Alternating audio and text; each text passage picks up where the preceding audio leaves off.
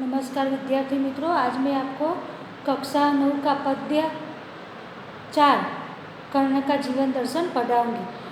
कर्ण का जीवन दर्शन पद्य में हमने पहले भाग में देखा कि कर्ण को समझाने के लिए श्री कृष्ण भगवान कर्ण के पास जाते। जब कौरव और पांडवों के बीच युद्ध होने वाला है तब श्री कृष्ण भगवान कर्ण के पास जाकर उसे समझाते कि तुम तो पांडवों के ज्येष्ठ भाई हो, तुम कुंती पुत्र हो, तो दुर्योधन के पक्ष में क्यों युद्ध लड़ रहे हो, तुम पांडवों के पक्ष में आ जाओ।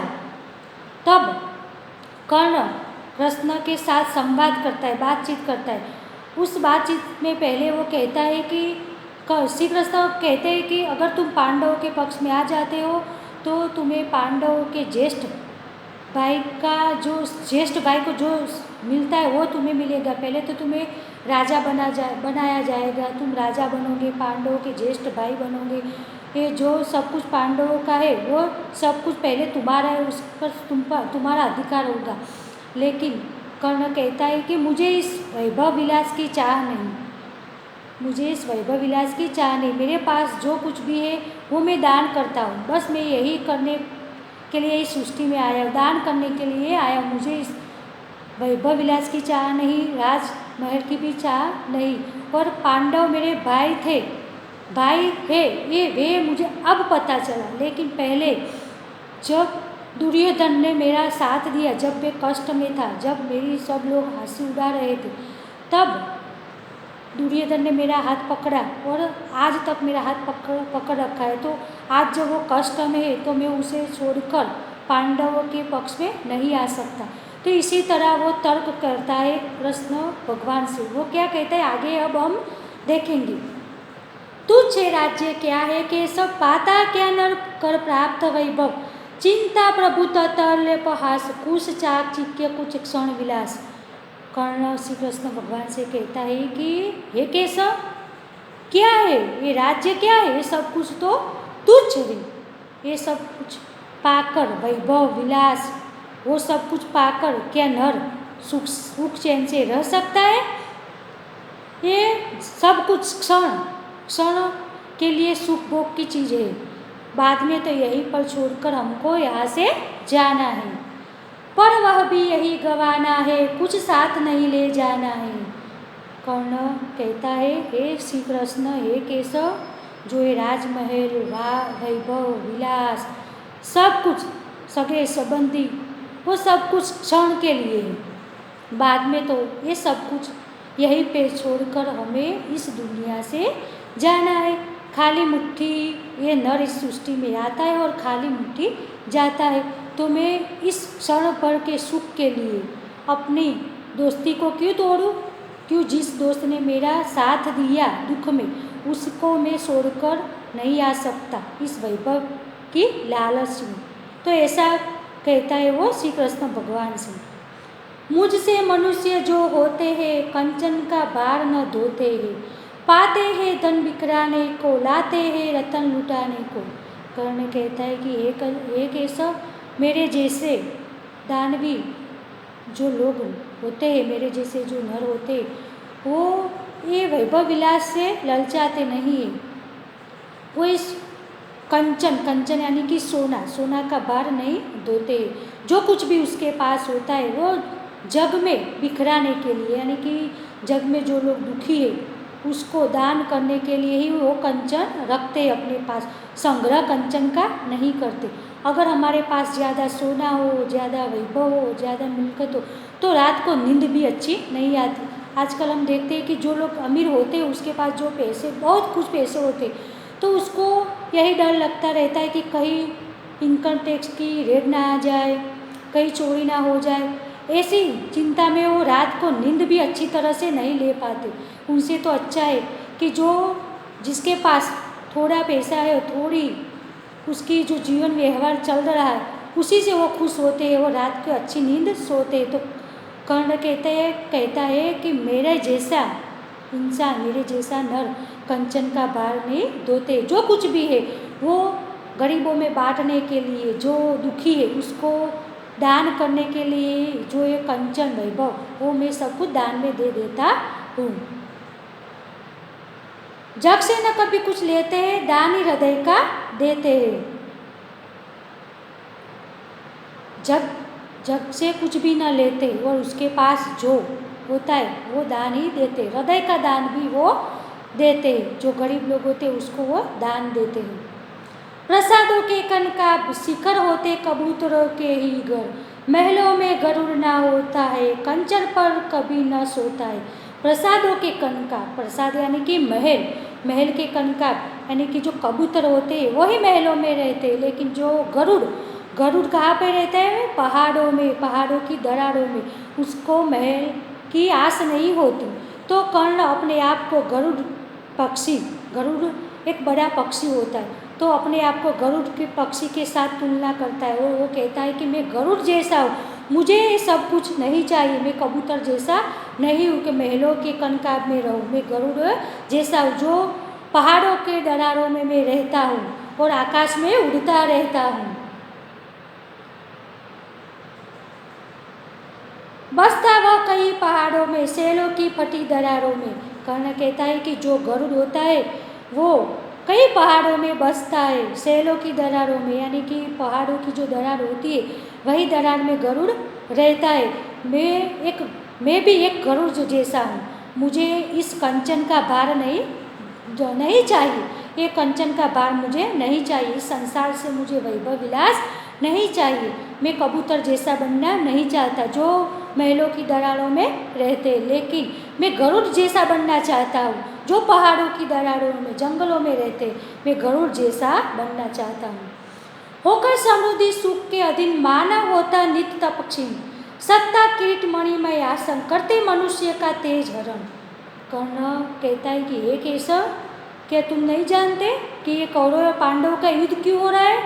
समृद्धि के लिए, सत्ता के लिए, तो मैं क्यों उसके जैसा बनूं? मैं दुर्योधन का मित्र हूँ, इसलिए मैं दुर्योधन की मदद करना चाहता हूँ, लेकिन मुझे समृद्धि और राजमहल सत्ता की कोई लालसा नहीं है। जो सत्ता की लालसा करता है, समृद्धि की लालसा करता है, वो उसका जो तेज वो तब क्षीण हो जाता है, वो अपनी शक्ति को पहचानता नहीं, और समृद्धि की बढ़ाने की लालसा उनके मन में जगती है और पाप करता है। लेकिन मैं ऐसा नहीं बनना चाहता, थोड़ी सुख सुविधा के लिए अपने तेज को क्षीण करना नहीं चाहता। मनुष्य जिसके पास समृद्धि है वो कुछ करता नहीं, समृद्धि बढ़ाने की सोचता है, समृद्धि बढ़ाने की सोचता है, उसके लिए वो कई बार गलत काम भी करता है। मुझे ऐसा नहीं करना है, तो मेरे पास जो कुछ भी है वो बस इतना ही मेरे लिए काफ़ी है। नर वैभव हेतु ललचाता है, पर वही मनुष्य को खाता है। यानी कि जिसके पास वैभव है, समृद्धि है, सत्ता है, पैसे, वो और ललचाता है कि मेरे पास और पैसे आए और समृद्धि आए, इसीलिए वो कोई गलत काम कर देता है। लेकिन मुझे ऐसा नहीं होता, इसलिए गलत काम में वो मनुष्य के बारे में भी नहीं सोचता और मनुष्य का भी वो नाश करता। आज हम जब कर्ण कृष्ण से बात करें तो वो कृष्ण से कहता है कि हे केशव, तुम आप देख नहीं रहे, हम आप दोनों देख रहे हैं कि ये कौरव और पांडव क्यों लड़ रहे हैं? संपत्ति के लिए ही तो लड़ रहे हैं, तो मुझे ऐसा नहीं होना है। लेकिन दुर्योधन मेरा मित्र है, उसने मेरा कष्ट में साथ दिया था, इसीलिए दुर्योधन जो कुछ कर रहा है वो गलत कर रहा है, फिर भी मुझे उसके साथ रहना है क्योंकि वो मेरा मित्र है। चांदनी पुष्प छाया में पल, नर गले बने सुमधुर कोमल, पर अमृत कलेश का पिए बिना, आतप अंधड़ में जिए बिना। वह पुरुष नहीं कहला सकता, विघ्नों के नहीं हिला सकता। कर्ण कहता है कि ये केशव, चांदनी यानी कि सुख सुविधा में जो इंसान पलता है वो कोमल बन जाता है, सुंदर बन जाता है, लेकिन जिसको दुख की आदि को सहन नहीं किया वो अपने जीवन को कठोर नहीं बना सकते। यानी कि जीवन में जो दुख आते, जीवन में जो दुख रूपी आती है उसके सामने टिक नहीं पाता, लेकिन जिसने दुख सहन करके दुख को सहा हो वही इस दुखी रूपी आदि को टाल सकता है। तो सुख सुविधा में तो इंसान केवल कोमल और सुंदर ही बन पाता है, लेकिन दुख और आदि को सहे बिना वो अच्छा इंसान नहीं बन पाता। जमाने की जो विधियाँ होती वो जान नहीं सकता, वह पुरुष नहीं कहला सकता, विघ्नों को नहीं हिला सकता। वो पुरुष नहीं कहला सकता, यानी कि उसके सामने थोड़ा सा भी दुख आ जाए तो वो डर जाता है। लेकिन जिसने दुख सहा हो, जिसने आदि को सहा हो, वो दुख रूपी आदि को सहा हो, वो जीवन में कुछ भी दुख आए लेकिन वो जीवन से हार नहीं मानता। यानी कि कर्ण का ही उदाहरण ले लो, जब कुंती ने उसका त्याग किया तो वो एक सारथी के घर जाकर पला बड़ा हुआ, लेकिन जब वो बड़ा हुआ उसको शिक्षा प्राप्त करने की इच्छा हुई तो सबने उसकी उपेक्षा की, सबने उसकी हंसी की कि तुम तो सूत पुत्र हो, तुम तो ऐसे हो, ऐसा कहकर उसको उपेक्षा की। बाद में जब वो कर्ण दुर्योधन के दान दिए हुए गांव से वो राजा बना, फिर भी उसके पास जो कुछ भी था वो लोगों में ही दान करता फिरता था। उड़ते जो झंझावातों में, पीते जो वारी प्रपातों में, सारा आकाश अयन जिनका, विषधर भुजंग भोजन जिनका। कर्ण कहता है कि हे केशव, जो झंझावात यानी कि दुख रूपी झंझावात को जो झेलते हैं, पीते जो वारी प्रपातों, हवा में प्रपातों में यानी कि आंधियों में घूमते फिरते हैं, सारा आकाश आयन जिनका, विस्तर भुजंग भोजन जिनका। सारा आकाश में वही उड़ सकता है। विषधर यानी कि सांपों का जो भोजन, इस सांपों का भोजन कौन करता है? गरुड़। तो ये गरुड़ रूपी पक्षी की तुलना उसके साथ कर रहा है, इसलिए वो कहता है कि उड़ते जो झंझावातों में, पीते जो वारी प्रपातों में, सारा आकाश अयन जिनका, विषधर भुजंग भोजन जिनका। यानी कि जो जिसका भोजन विषधर हो, जिसने जहरीले सांप ही खाए हो, वो कभी इस संसार के दुखों से हार नहीं मानता। इस संसार में क्यों आए? क्योंकि संसार में उसके पास जो कुछ भी है वो लुटाने के लिए तो वो आए। और सारा आकाश घर महल में बैठना उसको अच्छा नहीं लगता, सारा आकाश में उड़ना ही उसको अच्छा लगता है। वही फणिबंध छुड़ाते हैं, धरती का हृदय जुड़ाते हैं। गरुड़ जो पक्षी होते हैं, फणिबंध यानी कि जब लक्ष्मण, हमने रामायण में इस प्रसंग को देखा होगा कि लक्ष्मण जब मूर्छा हो गए थे मेघनाथ के नागपाश से, तब इस फणिबंध को किसने छुड़ाया था? गरुड़ ने। गरुड़ जहरीले सांप का जो फणिबंध था वो गरुड़ ने छुड़ाया था। तो गरुड़ जो जहरीले सांप खाते, इसीलिए वो खुद इतने जहरीला होता है।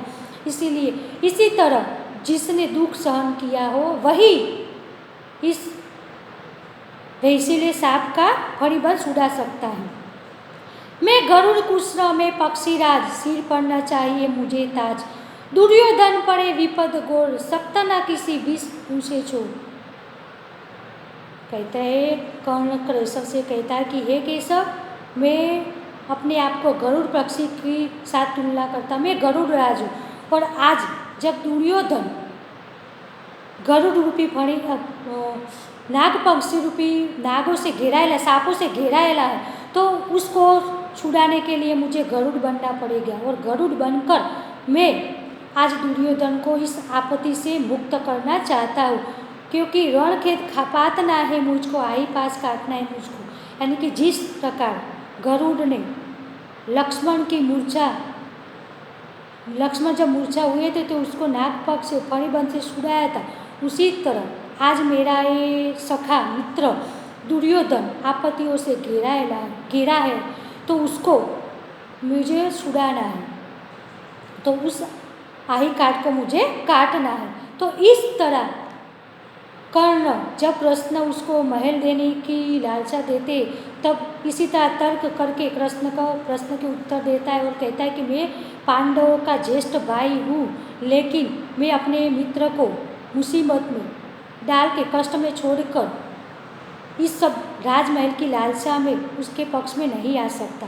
तो इस पद्य में कर्ण की महानता को प्रदर्शित किया गया है। तो उसके जो शब्दार्थ और टिप्पणी है वो और स्वाध्याय आपको अपने नोटबुक में लिखना है।